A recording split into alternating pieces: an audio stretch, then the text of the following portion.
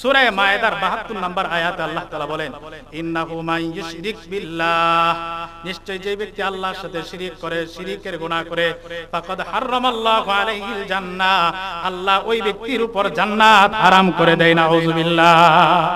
যে শিরিকের গুনাহ করে, শিরিক লইয়া কবর পর্যন্ত যায়, তওবা করে না, আল্লাহ তাআলা ওই ব্যক্তির জন্য জান্নাতকে হারাম করে দেন। আমরা এই 10টা নসিহত আমলের নিয়তে শুনবো। আল্লাহ তাআলা আমাদেরকে তৌফিক দান করেন। 1 নাম্বার নবীজি বলেন, মুআজ লা তুশরিক বিল্লাহ, হে মুআজ শিরিকের গুনাহ কখনোই করবা না। ওয়াইন কুতিলতা, যদিও তোমাকে হত্যা করা হয়, তোমাকে যদি মেরেও ফেলা হয়, তোমার বুকে অস্ত্র ঠেকায় যদি বলা হয় শিরিকের কথা বল, মুখ দিয়া শিরকি কথা বল, কুফরি কথা উচ্চারণ কর, নবীজি বলে মুআজ ওই মুহূর্তে তুমি প্রয়োজনে জীবন দিয়ে দিও, তারপরেও শিরিকের বাক্য মুখ দিয়ে উচ্চারণ করবা না। নবী বলেন, আও হুররিকতা, অথবা তোমাকে যদি অগ্নিকুণ্ডে নিক্ষেপ করা হয়, আগুনে জ্বালায় দেওয়া হয়, তুমি অগ্নিকুণ্ডে ঝাঁপ দিয়া আত্মহুতি দিয়ে দিও, তারপরেও তুমি শিরিকের বাক্য মুখ দিয়ে উচ্চারণ করবা না। শিরিক এতটাই কঠিন, নবীজি বলছেন তোমাকে যদি হত্যা করা হয়, তোমাকে যদি আগুনে জ্বালিয়ে দেওয়া হয়, তারপরেও তুমি শিরিকের বাক্য মুখ দিয়ে উচ্চারণ। এটা ছিল নবীজির 1 নম্বর উপদেশ। 2 নাম্বার, ওয়ালা তাউক্কান্না লিওয়ালিদাই, হে মুআজ, হে আমার উম্মত শুনে রাখো, লা তাউক্কান্না লিওয়ালিদাই, কখনো বাবা মার অবাধ্য হইবা না। হে দুনিয়ার সন্তানরা যাদের বাবা মা জীবিত আছে, নবী বলে কখনো বাবা মার নাফরমানি করবা না, বাবা মার আদেশ কখনো অমান্য করবা না। বাবা মা যদি দুনিয়ার ব্যাপারে কোনো বিষয়ে কথা বলে, হ্যাঁ ধর্মীয় ব্যাপারে যদি বাবা মা কোরআন হাদিসের বিরুদ্ধে বলে, নবী আর আল্লাহর বিরুদ্ধে যদি বলে, তাহলে কিন্তু আবার বাবা মার কথা শোনা যাবে না। অন্য হাদিস আল্লাহর নবী বলেন, লা তাআতা লিমাখলুকিন ফি মাসিয়াতিল খালিক, যেখানে আমার আল্লাহর নাফরমানি হয়, এমন ক্ষেত্রে কোনো দুনিয়ার মানুষের কথা মানা যাবে না। ধর্মীয় ব্যাপার না হয়, যদি দুনিয়ার বিষয় হয়, সেক্ষেত্রে বাবা মার কথা কখনো অমান্য করা যাবে না। এমনকি কারো বাবা মা যদি কাফের হয়, সন্তান মুসলমান, বাবা মা কাফের, ওই কাফের মা বাবাও যদি তোমাকে দুনিয়াবি কোনো বিষয়ে কোনো নির্দেশ দেয়, তাহলে তুমি তোমার বাবা মার সাথে ভালো আচরণ করো।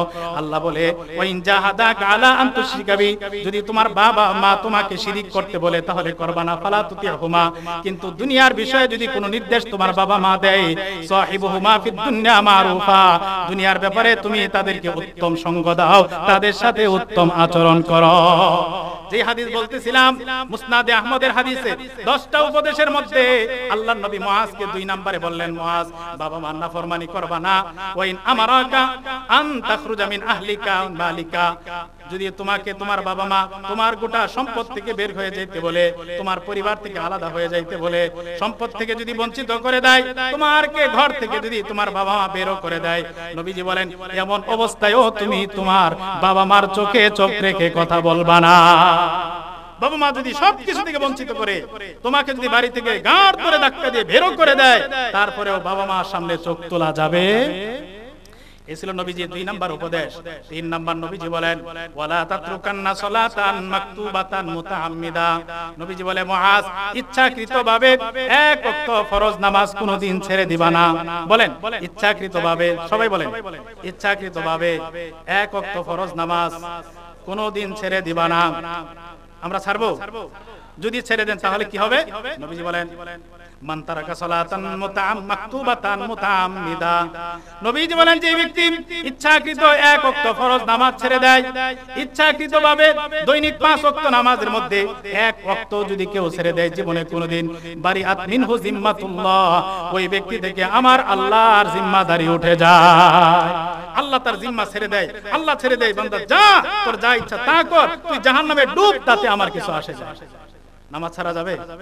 হ্যাঁ, নামাজ ছাড়া যাবে না। তুই একজন বলছে আর বাকিরা বলে না, হুজুর এত কঠিন কথা, আজকে ফজরেই তো বিপদ হয়ে যাবে। এই যে ওয়াজের ভিতরে মাঠ ভরে গেছে মানুষ, ফজরের নামাজে মুসল্লি কয়জন? হ্যাঁ, আমাদের এই মসজিদে মাদ্রাসা যখন বন্ধ হয়, ফজরের নামাজে 2-3 জন 4 জন, তারপরেও মুসল্লি মাঝে মাঝে হয়ই না। মাদ্রাসা বন্ধ হয়ে গেলে অন্যান্য নামাজে, বিশেষ করে মাগরিব এশার নামাজে যারা 2-4 জন নামাজ পড়ে, এরা বিকাল বেলা বাজারে চলে যায়। মাগরিব এশা জামাতি হয় না, অনেকদিন আজানই হয় না, এরকম হয়। আমি দেখছি মাঝে মাঝে বাড়িতে আসলে দেখি তো। অথচ নবীজি বলছেন ইচ্ছাকৃত কেউ এক ওয়াক্ত নামাজ ছেড়ে দিলে আল্লাহ তাআলা তার জিম্মা ছেড়ে দেয়, আল্লাহ তাআলা তার হাল ছেড়ে দেয়, তোর জাহান্নামে ডুব, তাতে আমার কিছু আসে যায়। এই ছিল 3 নাম্বার। 4 নাম্বার নবীজি বলেন লা তাশরাবান্না খামারা, হে আমার উম্মত, হে মুআজ ভালোভাবে শোনো, লা তাশরাবান্না খামারা, জীবনে কোনোদিন শরাব পান করবা না, মদ পান করবা না, ইয়াবা, বাবা, গাঁজা, হেরোইন, পেন্সিলিন আরো যা আছে নবী বলেন এই জাতীয় নেশা কখনো সেবন করবা না। ফাইন্নাহু রাসু কুল্লি ফাহিশা, কারণ নেশা হলো সকল পাপের মূল, নেশার কারণে সব পাপের দরজা খুলে যায়। এই ছিল 4 নাম্বার নসিহত। 5 নাম্বার আল্লাহর নবী বলেন ইয়াকা ওয়াল মাসিয়া, হে মুআজ গুনাহ থেকে নিজেকে বাঁচায় রাখো, গুনাহের কাজের ধারে কাছে যাইবা না। কারণ মানুষ যখন গুনাহের ভিতরে লিপ্ত হয়ে যায়, মানুষ যখন অনায়াসে গুনাহ করতে থাকে, আল্লাহ সাখাতুল্লাহ, ওই এলাকার মানুষের জন্য আমার আল্লাহর আযাব বৈধ হয়ে যায়, মানে চূড়ান্ত হয়ে যায়। আমরা যেভাবে বর্তমান সমাজে গুনাহ করি, অপরাধ করি, আল্লাহর আযাব গজব আমাদের জন্য চূড়ান্ত। কিন্তু কিছু কিছু আমলের কারণে, কিছু ব্যক্তির কারণে, রাসূলের দোয়ার কারণে হয়তো আল্লাহ তাআলা গজব আযাব মাথার উপর দিয়ে উঠায় ঘুরাইতেছে, আমাদের উপর ফেলে না। মাঝে মধ্যে দুই একটা ছাড়ে, একটু নমুনা দেখানোর জন্য। বন্যার পানি দিয়া ফসল সব নষ্ট করে দিছে, সতর্ক করতে যায়, বান্দা গুনাহ থেকে এখনো ফিরে আস, যদি না ফিরিস এর চেয়ে কঠিন বিপদ তোর জন্য অপেক্ষা করছে। বলেন তো এই গজব যাওয়ার পরে আমাদের কোনো পরিবর্তন আসছে? আমরা কি গুনাহ ছাড়তে পারছি? গুনাহর মাত্রা বাড়ছে। করোনার মতো মহামারী গেল, তারপরেও গুনাহ ছাড়তে পারি নাই। এর চেয়ে বড় বড় গুনাহ, অপরাধ, আযাব গজব আমাদের সমাজে আসে, তারপরেও আমরা গুনাহ ছাড়তে রাজি। এই জন্য 5 নম্বরে নবীজি বলেন গুনাহ থেকে নিজেকে বাঁচাও, গুনাহর কারণে আল্লাহর আযাব বৈধ হয়ে যায়। মানুষ, কোন সমাজের মানুষ যখন ব্যাপকভাবে গুনাহ করতে থাকে, ওই এলাকার উপর আল্লাহ তাআলার গজব মাথার উপর ঝুলতে থাকে।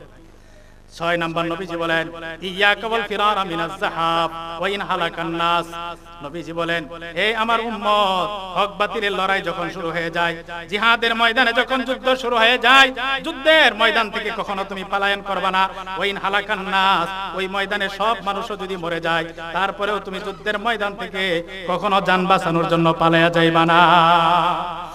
7 নাম্বার নবীজি বলেন ওয়াইদা আসাবান নাস মাউতান, কোন এলাকার মানুষের যদি মহামারী লেগে যায়, ব্যাপক মৃত্যু, ওই করোনার মতো ভাইরাস যদি কোন এলাকায় এসে যায়, ডায়রিয়া, কলেরার মতো মহামারী যদি কোন এলাকায় লেগে যায়, নবীজি বলে ওয়া আনতা ফীহিম, তুমি যদি ওই এলাকার বাসিন্দা হও, ওইখানে যদি থেকে থাকো, হাসবুক, সেখানেই থাকো, ওই এলাকা ছাইরা অন্যত্র যাওয়ার চিন্তা করবা না।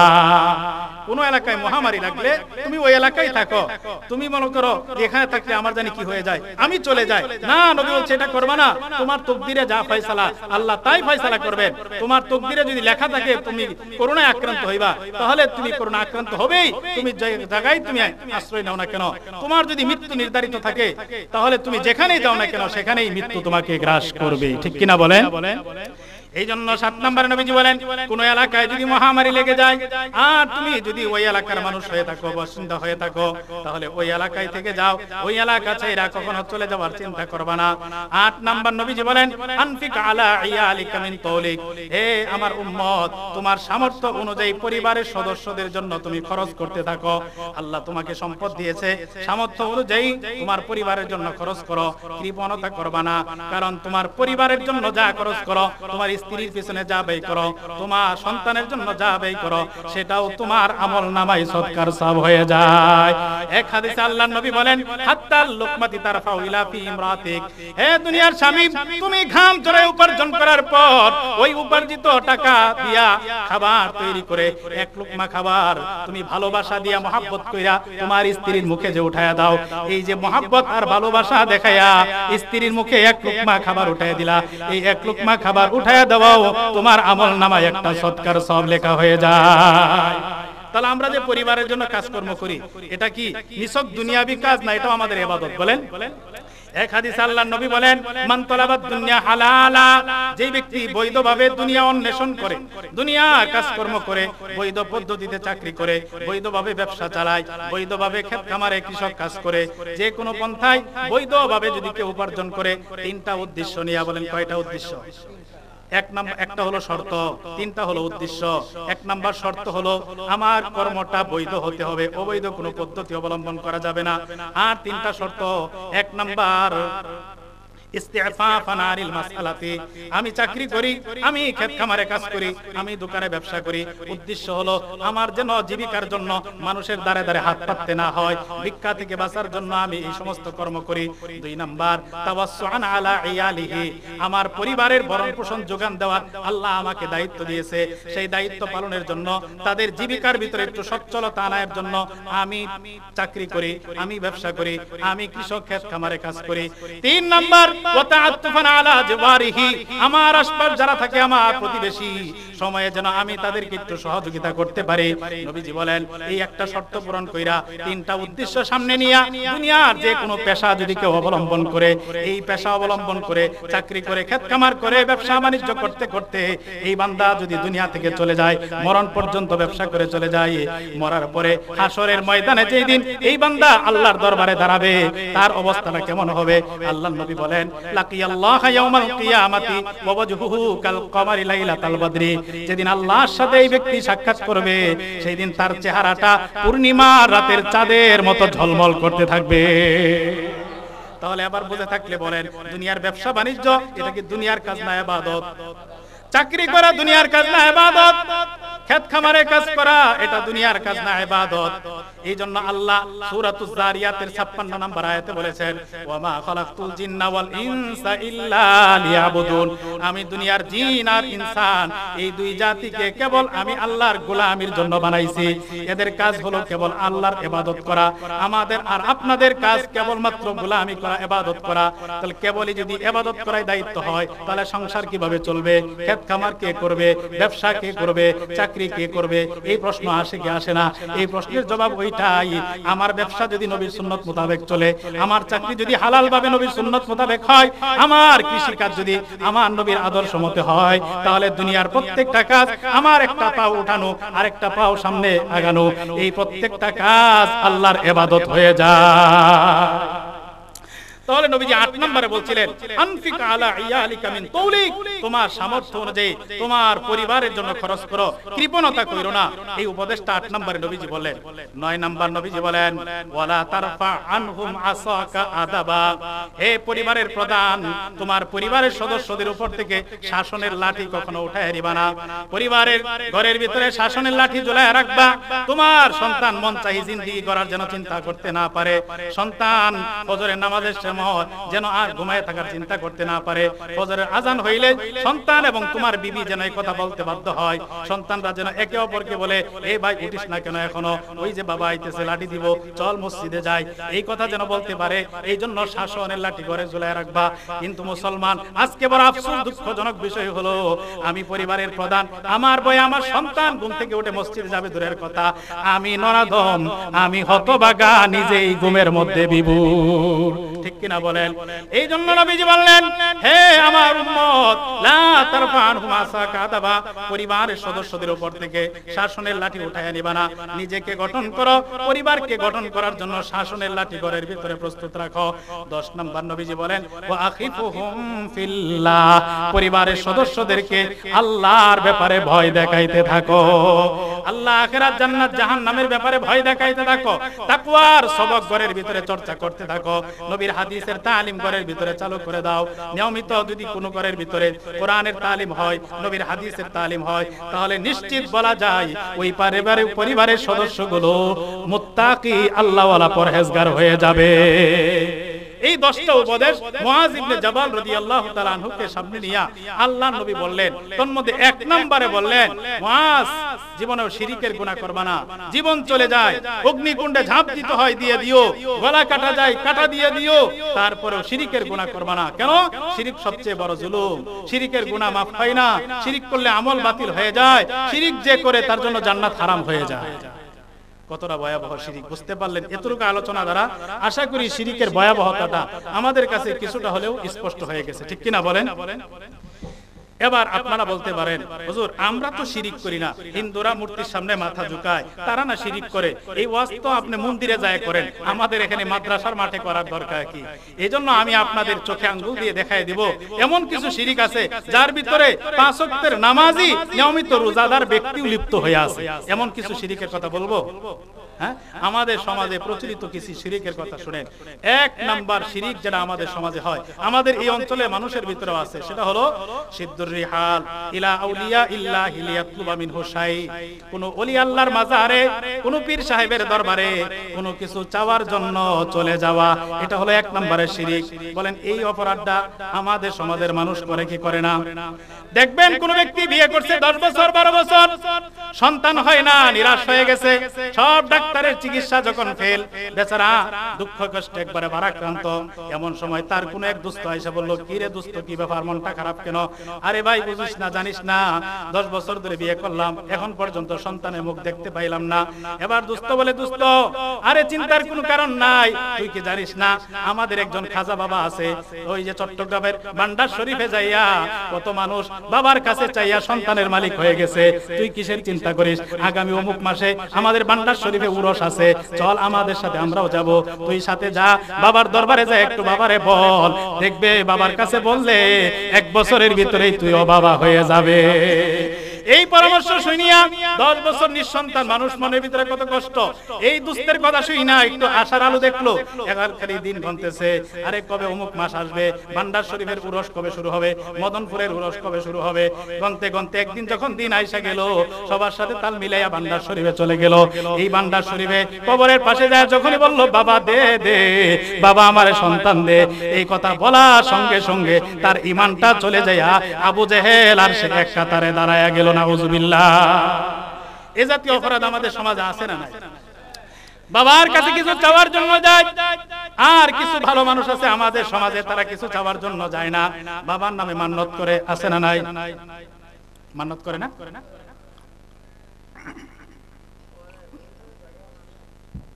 বাবার দরবারে মান্যত করে, কোন একটা বিপদ হয়েছে তখন মান্যত করে, আল্লাহ যদি বিপদটা এড়ায় দেয়, তাহলে ওই ঘরের বুড়ো মুরুকটা, বড় খাসিটা মদনপুর বাবার দরবারে পাঠিয়ে দিব। করে কি করে না? পরিষ্কার মাসআলা শুনেন না, মান্যত হবে একমাত্র আল্লাহর জন্য। কার জন্য? আল্লাহ ছাড়া কারো নামে মান্যত করা যায়?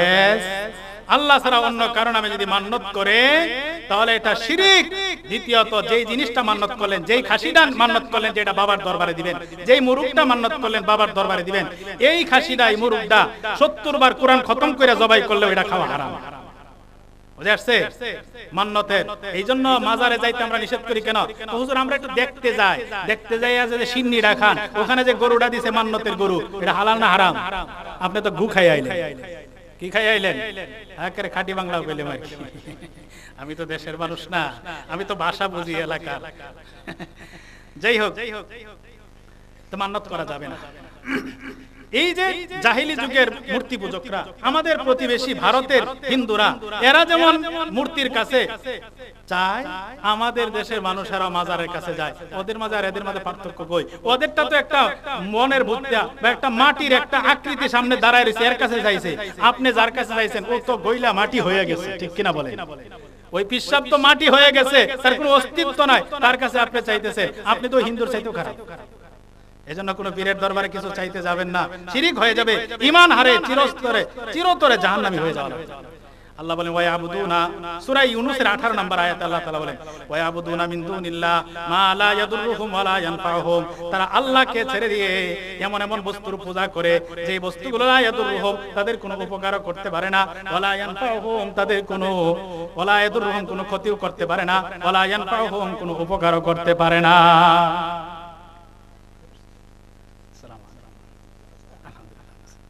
তো এই ছিল শিরিকের, প্রচলিত শিরিকের 1 নাম্বার, পীরের দরবারে যাওয়া কোনো কিছু চাওয়ার জন্য। 2 নাম্বার আল হিলফু বিগাইরিল্লাহ, আল্লাহ ছাড়া অন্যের নামে শপথ করা, কসম করা। শপথ করা, কসম করা, এটা হবে একমাত্র আল্লাহর জন্য। এটা যদি আল্লাহ ছাড়া অন্য কারো নামে করা হয় তাহলে এটাও শিরিক। আল্লাহ ছাড়া অন্যের নামে শিরিক। কসমটা কিভাবে করে? আমাদের সমাজে বিশেষ করে মা বোনদের অভ্যাস আছে, কোনো কথা কেউ বিশ্বাস না করলে কয় আমার মরা বাপের কসম করে কইলাম। কয় কি কয় না? আমার মরা বাপের কসম, আমার ফুলার মাথায় হাত দিয়ে কইলাম, আমার ফুলার কসম কইরা কইলাম। এই জাতীয় কথা আমাদের সমাজের মানুষ বলে কি বলে না? এই জাতীয় কথা যদি বলে এগুলোও শিরক হয়ে যায়। এই জন্য আল্লাহ তাআলা নবীজি সাল্লাল্লাহু আলাইহি ওয়াসাল্লাম বলেন, বুখারী শরীফের হাদিস, ইন্নাল্লাহা ইয়ানহাকুম আন তাহলিফু বিআবাইকুম।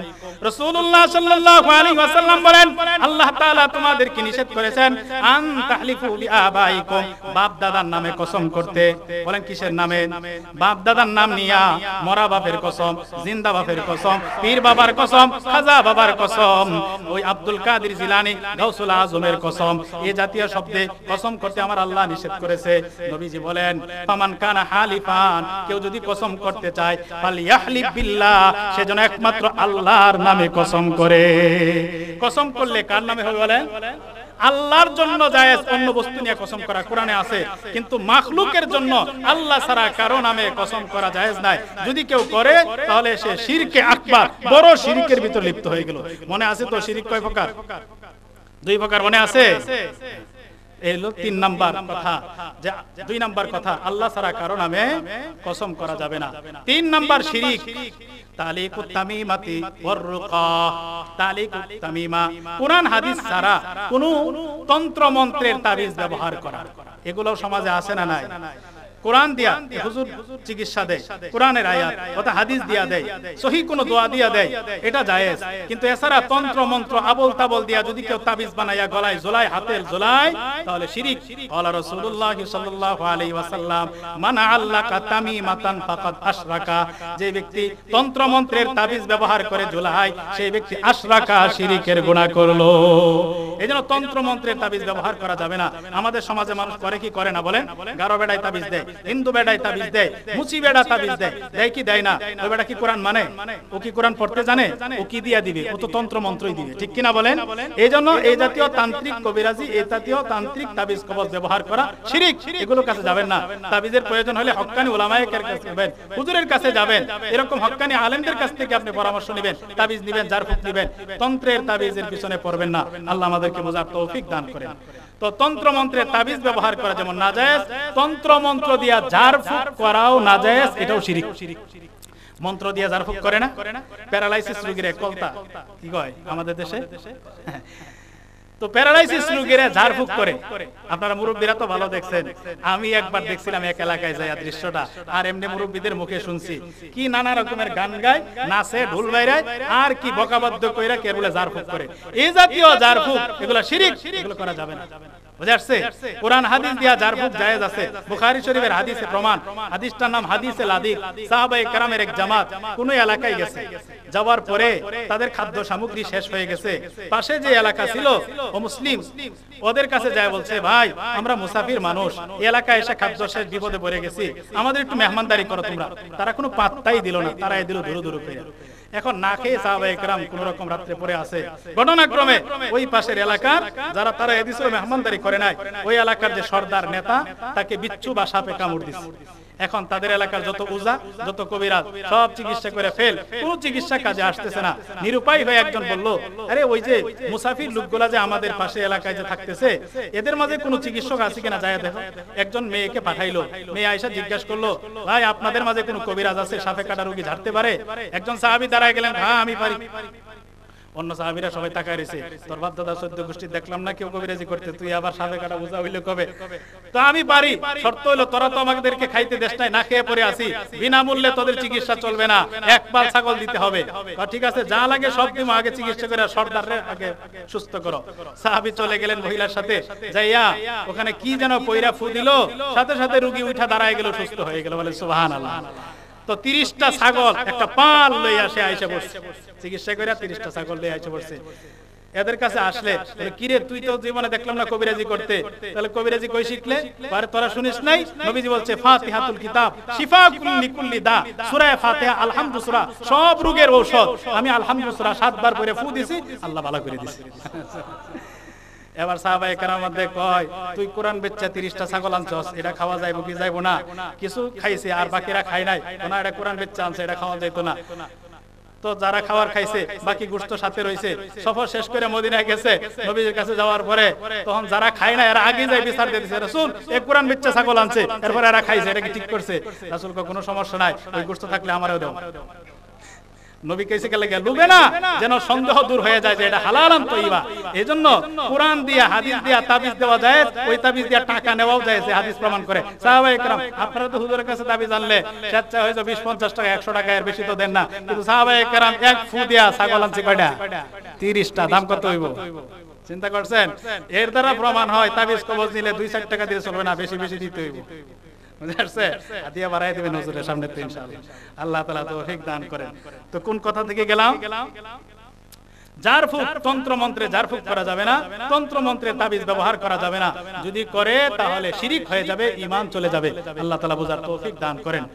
4 নাম্বার তাসদিকুল আররাফিন, গণকের কথা বিশ্বাস করা। কার কথা? হাত দেখা বলে দেয়, তুই তো জীবনে 10টা বিয়ে করবে, তোর 14টা অ্যাক্সিডেন্ট আছে, তোর এই আছে সেই আছে, এই জাতীয় কথা বলে কি বলে না? এই যে গণকের কাছে যদি কেউ যায় আর কিছু জিজ্ঞাসা করে বিশ্বাস করে, তাহলে গণকের দরবারে ঈমানটা হাদিয়া দিয়ে আসলো, বলেন নাউজুবিল্লাহ। ওখানে ঈমান চলে যাবে।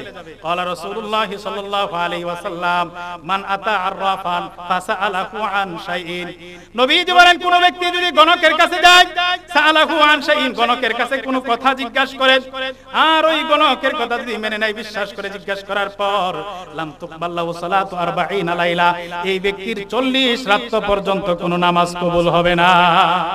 একদিন গণকের কাছে গেলে 40 দিন পর্যন্ত নামাজ কবুল হয় না। এখানেই শেষ না, আরেক riwayate নবীজি বলেন, ক্বালা রাসূলুল্লাহ সাল্লাল্লাহু আলাইহি ওয়াসাল্লাম, মান আতা কাহিনান ফাকাদ কাফারা বিমা উনজিলা আলা মুহাম্মদ, যে ব্যক্তি গণকের কাছে যায়, গণকরে হাত দেখায়, গণকের কাছে গণনা নেয়, গণকের কথা বিশ্বাস করে, নবীজি বলেন যে ব্যক্তি গণকের কথা বিশ্বাস করলো, সে মুহাম্মদ সাল্লাল্লাহু আলাইহি সাল্লামের উপর নাজিল হওয়া কোরআনকে অস্বীকার করলো। নাউজুবিল্লাহ। কোরআন অস্বীকার করলে ঈমান থাকবে? নবীজি যেন বললেন যে গণকের কাছে কিছু জানতে যায়, সে কোরআন অস্বীকার করলো, মানে সে বেঈমান হয়ে গেল। এজন্য গণকের কাছে যাওয়া যাবে? এজন্য গণক। 5 নাম্বার আতিয়ারাতু ওয়াত তাশাউম, অশুভ লক্ষণ নেওয়া। কি নেওয়া? অশুভ লক্ষণ গ্রহণ করা, অকল্যাণ, অশুভ ইত্যাদি মানা, এটাও শিরিক। অশুভ অকল্যাণ মানে সকালবেলা ঘুম থেকে উঠায় শুনতেছে পেঁচায় ডাকতেছে, আজকে বিপদ আছে রে। কি আছে? আপনি বাড়ি থেকে বের হইতেছেন, রওনা করবেন, কোথাও যাবেন, ব্যাগটা নিয়ে রওনা করছেন, বাড়ির গেটের ভিতরে একটা ইটের টুকরার ভিতর হুচুট খেয়ে গেছে, না রে যাত্রা অমঙ্গল। কয় কি কয় না? কয় যে সুতি পানি, ব্যবহৃত পানি রাত্রেবেলা বাইরে ফেললে অকল্যাণ হইবে। এরপরে মানুষ মরলে কি করে? 40 দিন পর্যন্ত বাড়ির আশপাশে ঘোরাফেরা করে। এই জাতীয় যত বিশ্বাস আছে এগুলো হলো কুসংস্কার, এগুলো হলো অশুভ লক্ষণ। অমুক পাখি ডাকলে আপত্তি আইব, কাক ডাকলে মানুষ মারা যাইব, পেঁচা ডাকলে রোগ ব্যাধি হইব, অকল্যাণ হইব, এই জাতীয় কথা বিশ্বাস করা শিরিক। এগুলা যদি কেউ করে শিরিকের গুনাহ আক্রান্ত। আর শিরিকের গুনাহ হইলে কি হবে পরিণামটা তো আগে শুনে আসছি, জান্নাত হারাম হয়ে যাবে যদি তওবা ছাড়া না। قال رسول الله صلى الله عليه وسلم لا عدوى ولا طيارة, নবীজি বলেন সংক্রামক ব্যাধি বলতে কিছু নাই, ছোঁয়াচে রোগ বলতে কিছু নাই। একজনের রোগ হইছে, তার কাছে গেলে আপনার হয়ে যাবে, এমন বিশ্বাস করার কোনো ঠাঁই ইসলামে নাই। একজনের রোগ হইছে, কলেরা আক্রান্ত হইছে, ওর বাড়িতে গেলে এর কলেরা হইছে, ও যাইতে দেয় না। এরপরে কি হইছে? প্লেগ, বসন্ত হইছে, ওর ধারে কাছে গেলে এর বসন্ত হয়ে যাব। নবী লা আদওয়া, না কিছু হবে না। হ্যাঁ, নবী এটা বলছেন। ওই যে আগে হাদিস শুনে আসছি, মহামারীতে আক্রান্ত এলাকায় যদি তুমি থাকো তাহলে ওই এলাকা ছাইরা যাইও না। আর যদি তুমি ওই এলাকার বাসিন্দা না হও, নতুন করে ওই এলাকায় ঢুকো না, লকডাউন দিয়ে রাখবা ওই এলাকা। কেন? যে এলাকা আক্রান্ত হয়েছে, মহামারী লাগছে, তুমি নতুন করে যদি ওই এলাকায় যাও, তকদিরে ফয়সালা অনুযায়ী তোমার যদি ওই রোগ লাইগা যায়, তখন তোমার আকীদা বিশ্বাস নষ্ট হবে। আরে আমি আইছিলাম দেখতে হয়েছিল, আসলে আইছিলাম দেখতে হয়েছিল না আল্লাহর ফয়সালা ছিল বলে হয়েছিল? আল্লাহর ফয়সালা। এজন্য নবীজি বলছে আকীদাটা নষ্ট করো না, ওই এলাকায় তুমি যাও না, তুমি দূরে থাকো, এটাই ভালো, ঈমান হেফাজত। তাহলে অশুভ লক্ষণ নেওয়া, এটা হলে সেটা হয়, ওইটা হলে এই হয়, এই সেই বিশ্বাস করা, এগুলা কুফরি শিরিক। কারণ সব কিছু হয় একমাত্র কার ইশারায়? বলেন ওই পাখি কি জানে? হ্যাঁ, নবী নিজে বলতেছে আল্লাহর পরে যার মর্যাদা, লাউ কুনতু আলামুল গায়ব, নবী বলে আমি যদি গায়েব জানতাম, আগামী দিন কি হবে, ভবিষ্যৎ কি হবে, আমি নবী যদি জানতাম তাহলে আমি অনেক কিছু করতে পারতাম, অনেক কল্যাণ অর্জন করতে পারতাম। নবী বলে আমি নবীও তো জানি না, মা ইউফালু বি ওয়ালা বিকুম, আমার সঙ্গে কালকে কি আচরণ হবে, মরণের পরে কি হবে, আমি নবীও জানি না। আল্লাহ বলে ইন্নাল্লাহা ইনদাহু ইলমুস সাআ, কিয়ামত কবে হবে একমাত্র জানেন কে। ওয়া ইউনাজ্জিলুল গায়স, বৃষ্টি কখন কোথায় হবে জানেন কে। ওয়া ইয়ালামু মা ফিল আরহাম, মায়ের পেটে কি সন্তান আছে, ছেলে হবে না মেয়ে হবে, এটার চূড়ান্ত জ্ঞান রাখেন একমাত্র কে। ওয়া মা তাদরি নাফসুম মাযা তাকসিবু গাদা, আগামী দিন কে কি করবে কোন মানুষ এই খবর জানে না, নাকি জানে? হ্যাঁ, ওয়া মা তাদরি নাফসুন বিআই আরদিন তামুত, কোন জমিনে কার মৃত্যু হবে এই জ্ঞান একমাত্র রাখেন কে। তো আল্লাহ বলে আগামী দিন কার কি হবে এটা আল্লাহ ছাড়া কেউ জানে না। আপনি পেশারে বানাই দিলেন, তো পেশাও জানে কালকে আমার অমঙ্গল হবে, কাকে জানে আমার বাড়িতে কেউ মারা যাবে। ওই যে একটা কুটুম পাখি, ওইটাও জানে যে আমার বাড়ি আত্মীয় আসবে। তাহলে তো এই পাখি আর আল্লাহর আপনি সমান বানাই দিলেন, শিরিক হলো কি হলো না বলেন? নবীজি বলেন এই জাতীয় শিরিক করবে না। লাতিয়ারাতা, অশুভ লক্ষণ বলতে কিছু নাই। লা আদওয়া, ছোঁয়াচে রোগ বলতে কিছু নাই। তাসাউমু বলতে কিছু নাই। বুঝে আসছে? কয়টা বললাম? 5টা। 6 নাম্বার আমাদের সমাজে প্রচলিত শিরিক হলো শিরকুল আসগার, ছোট শিরিক। ওই যে শিরিকের ভাগ করতে যাইয়া বড় শিরিক 3 প্রকার বলছিলাম, ছোট শিরিক বলি নাই, এই যে এখানে চলে আসছে। 6 নম্বরে আরেকটা শিরিক হলো আলা আলি ইব্রাহিম ইন্নাকা হামিদুম মাজিদ, আল্লাহুম্মা বারিক আলা মুহাম্মাদিন ওয়া আলা আলি মুহাম্মাদ কামা বারাকতা আলা ইব্রাহিম ওয়া আলা আলি ইব্রাহিম ইন্নাকা হামিদুম মাজিদ, সুবহানাকা লা ইলমা লানা ইল্লা মা আল্লামতানা ইন্নাকা আনতাল আলিমুল হাকীম। জামিয়া মসজিদ আদর্শ কওমি মহিলা মাদ্রাসার উদ্যোগে আয়োজিত বার্ষিক সম্মেলনের সম্মানিত সভাপতি, মঞ্চে উপবিষ্ট উস্তাদুল উলামা আল্লামা নজরুল ইসলাম হাফিজাহুল্লাহ তাআলা, বারাকাল্লাহু ফি হায়াতিহি ওয়া ইলমিহি ওয়া খিদমাতিহি ওয়া নাফা'না বিউলুমিহি ওয়া ফুয়ুজিহি আমিন। দিগার উলামা ইকরাম, সামনে উপবিষ্ট মুরব্বী বাবারা, যুবক ভাইয়েরা, স্নেহের কচিকাচারা, পর্দার অন্তরালে অবস্থানরত মা ও বোনেরা, রব্বুল ইজ্জাতুল জালালের দরবারে শুকরিয়া যে মালিক আমাদেরকে দ্বীনের নিসবতে, কোরআন ও হাদিসের নিসবতে হিদায়াত লাভের মানসিকতায় উম্মতের উলামায়ে কেরামের জবান থেকে জীবন চলার পাথী ও সংগ্রহের মানুষে জান্নাতের বাগানে সমবেত হওয়ার তৌফিক দান করেছেন। মালিকের দরবারে শুকরিয়া আদায়ের লক্ষ্যে সকলে একবার বলি আলহামদুলিল্লাহ। সম্মানিত উপস্থিতি, আমি আপনাদের খেদমতে পবিত্র কুরআনুল কারীমের সূরাতুন নিসার 31 নম্বর আয়াতখানা তেলাওয়াত করেছি। মহানবী মুহাম্মদুর রাসূলুল্লাহ সাল্লাল্লাহু আলাইহি ওয়াসাল্লামের মুখনিসৃত বাণী সমূহের মধ্য থেকে সহিহ বুখারী শরীফে বর্ণিত 6273 নম্বর হাদিসখানা তেলাওয়াত করেছি। তেলাওয়াতকৃত আয়াত এবং হাদিসকে সামনে রেখে অতি অল্প সময়ে কিছু কথা আরজ করার আশা রাখি। ওমা তৌফিক ইল্লা বিল্লাহ। সম্মানিত সুধী, কোন প্রকার ভূমিকা ছাড়াই আমি আমার মূল আলোচনার দিকে চলে যাব। আমার তেলাওয়াতকৃত আয়াতে আল্লাহ রাব্বুল আলামিন বলেন, ইন তাজতানিবু কাবাইরা মা তুনহাউনা আনহু নুকাফির আনকুম সাইয়্যাতিকুম। আল্লাহ পাক বলেন, দুনিয়ার মানুষ, তোমরা যদি কবিরা গুনাহ থেকে, বড় বড় গুনাহগুলো থেকে বেঁচে থাকো, নুকাফির আনকুম সাইয়্যাতিকুম, আমি আল্লাহ তোমাদের ছোট ছোট গুনাহগুলো এমনিতেই মিটাইয়া দিই। তো শর্ত হলো বড় গুনাহগুলো থেকে আগে নিজেকে বাঁচাইতে হবে। কবিরা গুনাহ থেকে যদি নিজেকে বাঁচাও, আল্লাহ বলে সগীরা গুনাহগুলো আমি আল্লাহ নিজে মিটাইয়া দিই। তাহলে সগীরা গুনাহ থেকে মুক্তি পাওয়ার জন্য কবিরা গুনাহ থেকে পরহেজ করতে হবে, বাঁচতে হবে। কবিরা গুনাহ অর্থ হচ্ছে বড় গুনাহ। কবিরা গুনাহগুলো কি কি? আমার পঠিত হাদিসে বুখারী শরীফের 6273 নম্বর হাদিস, এই হাদিসে নবীজি সাল্লাল্লাহু আলাইহি সাল্লাম তিনটা বড় গুনার কথা আলোচনা করেছেন।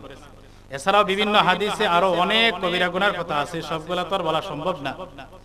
এই হাদিসে তিনটা কবিরা গুনাহ নবীজি তুলে ধরেছেন। নবীজি একদিন সাহাবায়ে কেরামের সামনে বলেন, আলা উখবিরুকুম বিআকবারিল কাবাইর। নবীজি বলেন, হে সাহাবীরা, বড় বড় গুনাহগুলা কি আমি তোমাদেরকে বলে দিব?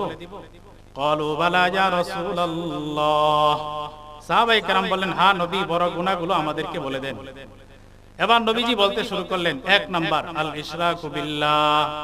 গুনার জগতে সবচেয়ে বড় গুনাহ হচ্ছে আল ইশরাকু বিল্লাহ, আল্লাহর সাথে অংশীদার সাব্যস্ত করা, শিরকি গুনাহ।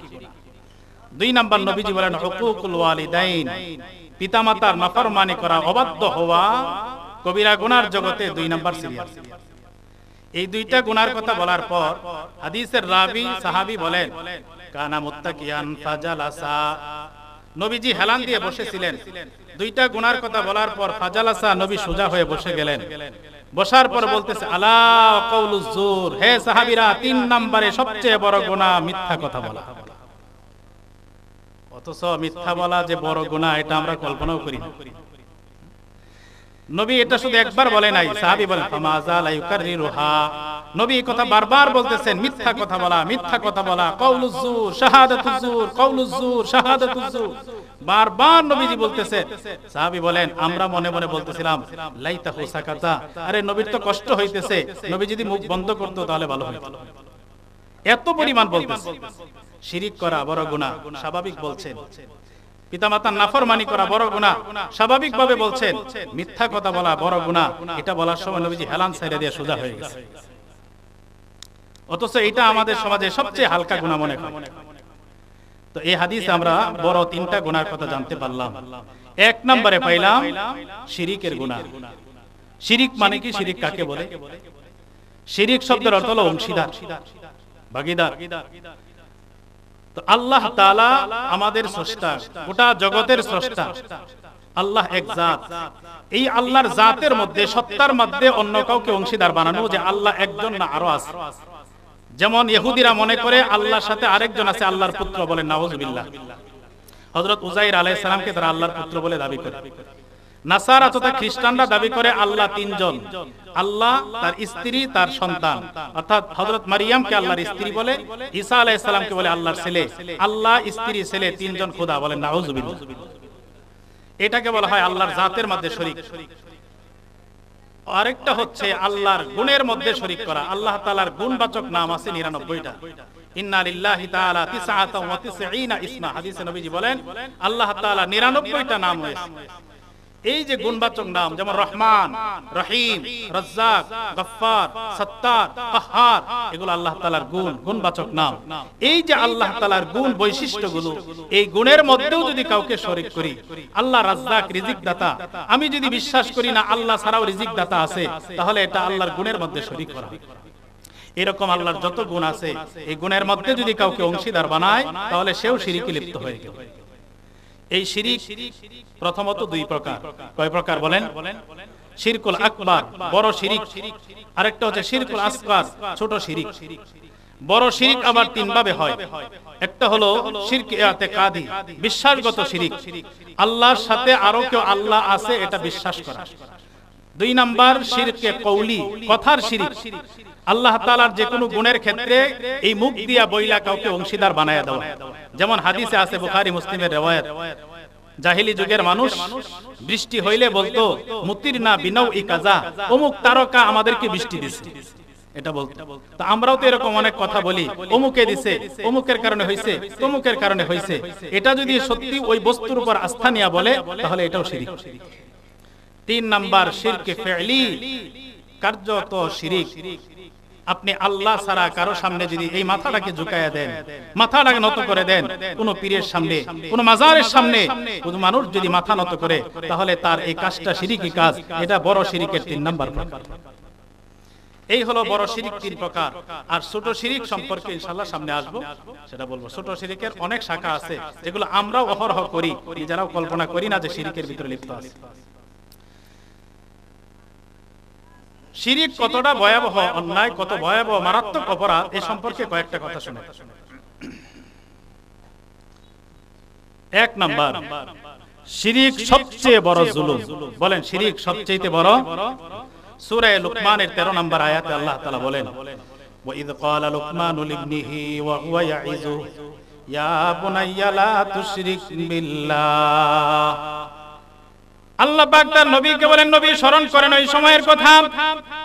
ইয ক্বালা লুকমানু লিবনিহি, যখন লুকমান হাকিম তার ছেলেকে কথা বলতেছিল, ইয়াইযুহু, যখন সন্তানকে উপদেশ দিচ্ছিল, লুকমান হাকিম তার সন্তানকে উপদেশ দিতে যায় বলল, ইয়া বুনাইয়া লা তুশরিক বিল্লাহ, হে সন্তান আল্লাহর সঙ্গে শরীক করবা না, শিরকের গুনাহ করবা না।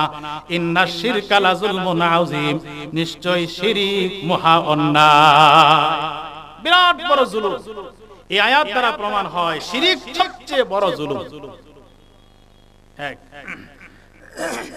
দুই নাম্বার, শিরিকের গুনাহ সবচেয়ে বড় গুনাহ। বলেন শিরিকের গুনাহ সবচেয়ে বড় গুনাহ। দলিল বুখারী শরীফের 2161 নম্বর হাদিসের বর্ণনা। قال رسول الله صلى الله عليه وسلم عن عبد الله بن مسعود رضي الله تعالى عنه قال قال رجل للنبي صلى الله عليه وسلم, নবীজির সাহাবী আব্দুল্লাহ ইবনে মাসউদ রাদিয়াল্লাহু তাআলা আনহু বলেন, এক ব্যক্তি আল্লাহর নবীকে বলল, ইয়া রাসূলুল্লাহ আইয়ুয যামবি আকবারু ইনদাল্লাহ, ওগো নবী কোন অপরাধ কোন গুনাহ আল্লাহর কাছে সবচেয়ে বড়? নবীজি বলেন, আনতা দুআ লিল্লাহি নিদ্দান ওয়া হুয়া খালাকাকা, যে আল্লাহ তোমাকে সৃষ্টি করলো ওই আল্লাহর সমকক্ষ সমান কেউ আছে বলে দাবি করা, বিশ্বাস করা সবচেয়ে বড় গুনাহ। যে আল্লাহ তোমাকে সৃষ্টি করেছে ওই আল্লাহর সাথে শরীক করা সবচেয়ে বড় অপরাধ। আব্দুল্লাহ ইবনে মাসউদ বলেন, ওই সাহাবী পুনরায় আল্লাহর নবীকে জিজ্ঞাসা করলো, সুম্মা আইয়ুন ইয়া রাসূলুল্লাহ, ওগো নবী শিরকের পরে সবচেয়ে বড় গুনাহ কোনটা? আল্লাহর নবী জবাব দিলেন, আনতাকতুলা ওয়ালাদাকা মাখা খাশিয়াতা আন ইয়াতআমা মাকা, তোমার সন্তান তোমার প্লেটে খাবারে ভাগ বসাবে এই জন্য সন্তান হত্যা করা 2 নম্বরে বড় গুনাহ। সন্তান হত্যা করা 2 নম্বরে শিরকের পরে সবচেয়ে বড় গুনাহ। আপনারা বলবেন, আমরা তো আর নিজের সন্তানকে হত্যা করি না। শুনেছি নবীজি দুনিয়াতে আসার আগে জাহেলি যুগের মানুষ কন্যা সন্তান হইলে সেটাকে মাটিতে পুঁতে ফেলতো, হত্যা করে ফেলতো। আমরা তো আর সন্তান হত্যা করি না। আমাদের সমাজে মানুষ সন্তান হত্যা করে 90% না আরো বেশি মানুষ সন্তান হত্যা করে আমাদের সমাজে। বলতে পারেন কিভাবে? ওই যে একটা স্লোগান আসছে, খোদাদ্রোহীরা একটা স্লোগান আমাদেরকে মুখস্থ করায় দিয়েছে, 2টি সন্তান যথেষ্ট, একটি হলে ভালো হয়। আছে না নাই? হ্যাঁ, জবতে তাওলিদ, জন্ম নিয়ন্ত্রণ পদ্ধতি আপনি কেন করেন? 2টি সন্তান যথেষ্ট, একটি হলে ভালো হয়। এই স্লোগান কিসের জন্য? আর এত মানুষ দুনিয়াতে আসলে এরা খাবে কি, পড়বে কি, থাকবে কোথায়? এই তো ভয়, ঠিক না? আল্লাহ বলে, নাহনু নারযুকুহুম ওয়া ইয়্যাকুম, আমি ওদের রিজিক, যারা দুনিয়াতে আসবে ওদের রিজিক আমি আল্লাহ দিব, তোদেরকেও তো আমি আল্লাহ দেই, রিজিক দিব, খাবার দিব আমি, পোশাক দিব আমি, জায়গা দিব আমি, তোর সমস্যা কোথায়? এইভাবে সন্তান হত্যা। এমন কি আমাদের সমাজে এমন নরপশু আছে, সন্তান গর্ভে আইসা গেছে, আগে 3টা মেয়ে হয়েছে পরপর, 4র্থ নাম্বার বাচ্চা গর্ভে আসছে, চেকআপ করে দেখা গেছে কন্যা সন্তান আবার গর্ভে, রাগ হয়ে গেছে, ঔষধের মাধ্যমে, মেডিসিনের মাধ্যমে গর্ভে বাচ্চা নষ্ট করে দেয়। করে কি করে না? যারাই অপরাধ করেছেন, ওয়া ইদাল মাউউদাতু সুইলাত বিআইয়ি যামবিন কুতিলাত, হাশরের ময়দানে এই বাচ্চাকে আল্লাহ জিজ্ঞাসা করবে, এই তুই বল কোন অপরাধে তোকে মারা হয়েছে? সেদিন এই বাচ্চা আপনার বিরুদ্ধে দাঁড়িয়ে যাবে, আপনাকে জাহান্নাম পর্যন্ত পৌঁছায় আসে। এই জন্য এই স্লোগানের পিছনে পড়বেন না। 2টি মনে রাখবেন মাসআলা, কোন মা যদি শারীরিকভাবে অসুস্থ হয়, ডাক্তারের পরামর্শ এই মুহূর্তে সন্তান ধারণ করলে তার শারীরিক বড় ক্ষতি হয়ে যাইতে পারে, অথবা তার কোলে ছোট বাচ্চা আছে যে বাচ্চা দুধ পান করে, এই পরিস্থিতিতে জন্ম নিয়ন্ত্রণ পদ্ধতি অবলম্বন করা যায়।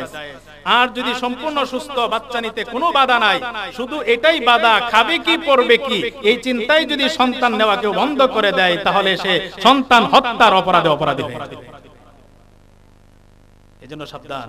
তো এই হাদিসে নবীজি বলেন, শিরকের পরে সবচেয়ে বড় গুনাহ সন্তান হত্যা করা। তিন নাম্বার সাহাবী বলেন সুম্মা আইয়ুন ইয়া রাসূলুল্লাহ, ওগো নবী এরপরে কোন গুনাহ সবচেয়ে বড়? নবীজি জবাব দিলেন আনতুজানিয়া বিহালিলাতি জারিকা, তোমার প্রতিবেশীর বিবির সাথে ব্যভিচারে জিনায় লিপ্ত হওয়া সবচেয়ে বড় গুনাহ। পরকীয়া প্রেম আছে না নাই বলেন? নবীজি বলছেন 1300 বছর 1400 বছর আগে নবীজি বলে গেছে পরকীয়া প্রেম বড় গুনার মধ্যে 3 নম্বর তালিকা। অথচ আজকে আমাদের সমাজে এগুলো অহরহ হইতেছে। নবীর যুগে এগুলো তো এত ছিল না, আজকে যে হবে এটা নবীকে আল্লাহ তাআলা জানাইছে, ভবিষ্যৎবাণী করে গেছে। আমাদের জন্য বর্তমানে এগুলো ভবিষ্যৎবাণী না, বাস্তবে আমাদের চোখের সামনে ঘটতেছে।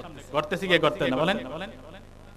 তাহলে 2 নম্বরে আমরা জানতে পারলাম শিরিক সবচেয়ে বড় গুনাহ। 1 নাম্বার শিরিক বড় জুলুম, 2 নাম্বার জানলাম শিরিক সবচেয়ে বড় গুনাহ। 3 নাম্বার যে ব্যক্তি শিরিকের গুনাহ করে সে যদি 70 বছর পর্যন্ত নামাজ পড়ে থাকে, 70 বার বাইতুল্লাহর হজ করে থাকে, সে যদি সর্বস্ব তার সদকা করে শেষ করে দেয়, দান মাল সবকিছু দিয়া দেয়, সবকিছু দেওয়ার পরে জীবনের শেষ প্রান্তে একটা শিরিক যদি করে, তার গোটা জিন্দেগীর সব আমল বরবাদ হয়ে যাবে। যদি তওবা ছাড়া মরে তাহলে জাহান্নাম তার জন্য নিশ্চিত। সূরা জুমারের 65 নম্বর আয়াতে আল্লাহ তাআলা বলেন কুল উহিয়া ইলাইকা, নবীকে আল্লাহ তাআলা বলতেছেন লাইন আশরাকতা লা ইয়াহবাতান্না আমালুক ওয়ালাকাদ উহিয়া ইলাইকা ওয়া ইলাল লাযিনা মিন ক্বাবলিক। আল্লাহ বলে হে নবী, আপনার প্রতি এবং আপনার পূর্ববর্তী সব নবীদের প্রতি এই মর্মে ওহী করেছে, এই মর্মে সব নবীদের পরে নির্দেশ ছিল, হে নবী লাইন আশরাকতা, আপনিও যদি শিরকের গুনাহ করেন, নবী কোনদিন শিরক করবে না, এটা আল্লাহও জানে। গুরুত্বের জন্য আল্লাহ তাআলা বলেন হে নবী লাইন আশরাকতা, আপনিও যদি শিরকের গুনাহে লিপ্ত হয়ে যান, লা ইয়াহবাতান্না আমালু, আপনার জীবনের সব আমল বাতিল হয়ে যাবে। সারা জীবন আপনি নামাজ পড়লেন, বন্দেগী করলেন, একবার যদি শিরকি কাজে লিপ্ত হয়ে যান, কোরআনের আয়াত সূরা জুমারের 65 নম্বর আয়াত প্রমাণ করতেছে আপনার গোটা জিন্দেগীর আমল বরবাদ হয়ে যাবে। এজন্য সাবধান, শিরক মারাত্মক গুনাহ। বুখারী শরীফের 2066 নম্বর হাদিসের বর্ণনা, নবীজি বলছেন শিরক মানুষকে দুনিয়াতেও ধ্বংস করে দেয়, আখিরাতেও চূড়ান্তভাবে ধ্বংস করে দিবে, জাহান্নাম পর্যন্ত পৌঁছায় দিবে। قال رسول الله صلى الله عليه وسلم اجتنبوا السبع الموبقات। রাসূলুল্লাহ সাল্লাল্লাহু আলাইহি ওয়াসাল্লাম বলেন হে আমার উম্মত, ইজতানিবু সাবআল মুবিকাত, 7টা ধ্বংসকারী অপরাধ থেকে তোমরা বেঁচে থাকো। 7টা এমন অপরাধ আছে যে অপরাধগুলো মুবিকাত, মানুষকে ধ্বংস করে দেয়, দুনিয়াতেও ধ্বংস করবে, আখিরাতেও ধ্বংস করবে। এমন 7টা অপরাধ থেকে তোমরা বেঁচে থাকো, দূরে থাকো। ক্বালু ইয়া রাসূলুল্লাহ ওয়া মা কুননা, সাহাবায়ে কেরাম বলেন ওগো নবী ওই 7টা অপরাধ কি? সেই অপরাধগুলো আমাদেরকে জানায় দেন। এবার আল্লাহর নবী ওই 7টা অপরাধের কথা সিরিয়াল করে একে একে বলতে শুরু করলেন। নবীজি বলেন 1 নাম্বার ধ্বংসকারী অপরাধ হলো আশিরকু বিল্লাহ, আল্লাহর সঙ্গে শরীক করা। 7টা অপরাধ আছে যা মানুষকে ধ্বংস করে দেয়। 7টা অপরাধের মধ্যে নবীজি বলেন 1 নম্বরে আল্লাহর সাথে শরীক করা, 2 নাম্বার ওয়াসিহির, জাদু করা। কি করা বলেন? জাদু টোনা তাবিজ তোমার আমাদের সমাজে আছে না, চলে না? নবীজি বলেন যে ব্যক্তি জাদু করে অথবা জাদু করায়, এই জাদুকর এবং জাদু গ্রহণকারী উভয়ের জন্য দুনিয়া আখিরাত উভয় জগতে ধ্বংস অনিবার্য। 3 নাম্বার নবীজি বলেন ওয়াকাতুন নাফসিল্লাতি হারামাল্লাহু ইল্লা বিল হক। 3 নাম্বার যেই ব্যক্তি অন্যায়ভাবে কোনো নিরপরাধ মানুষকে হত্যা করে, এই হত্যাকারীর জন্য ধ্বংস নিশ্চিত। 4 নাম্বার নবীজি বলেন আকলুর রিবা, যে ব্যক্তি সুদ খায়, সুদের লেনদেনের সাথে যে ব্যক্তি জড়িত, এই সুদখোরের জন্য দুনিয়াতেও ধ্বংস, আখিরাতেও ধ্বংস। 5 নাম্বার নবীজি বলেন ওয়া আকলু মালিল ইয়াতীম, যে ব্যক্তি এতিমের সম্পদ লুটে পুটে খায়, এই এতিমের সম্পদ ভক্ষণকারীর জন্য দুনিয়াতেও ধ্বংস, আখিরাতেও ধ্বংস। 6 নাম্বার নবীজি বলেন ওয়া তাওয়াল্লি ইয়াউমাজ যাহফি, যখন হক বাতিলের লড়াই শুরু হয়ে যায়, মুসলমান আর কাফের, ঈমান আর কুফরের দ্বন্দ্ব যখন জিহাদ শুরু হয়ে যায়, ওই জিহাদের ময়দান থেকে যে ব্যক্তি পালিয়ে যায়, এই জিহাদের ময়দান থেকে পলায়ন করা সবচেয়ে ধ্বংসাত্মক অপরাধ। 7 নাম্বার নবীজি বলেন কাযফুল মুহসানাতিল মুমিনাতিল গাফিলাত, কোন সতী নির্দোষ নারীকে জিনা ব্যভিচারের অপবাদ দেওয়া ধ্বংসাত্মক অপরাধ। একজন সতী নারীকে আপনি খামাখা একটা অপবাদ দিয়ে দিলেন।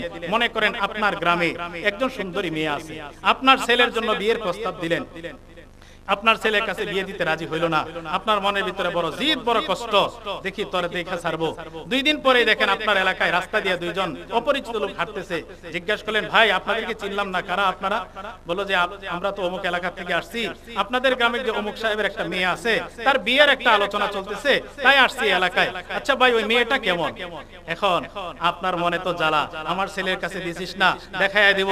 ওই 2 লোকের কাছে বলে দিলেন, আরে ভাই বইলেন না, এই মেয়েটা আমাদের এলাকাটাই নষ্ট করে ফেলছে, একেবারে বাজে একটা মেয়ে। অথচ এই মেয়েটার চেহারাও কেউ কোনোদিন দেখে নাই, কিন্তু আপনি বলে দিলেন কি এই মেয়েটা একটা বাজে নষ্ট একটা মেয়ে।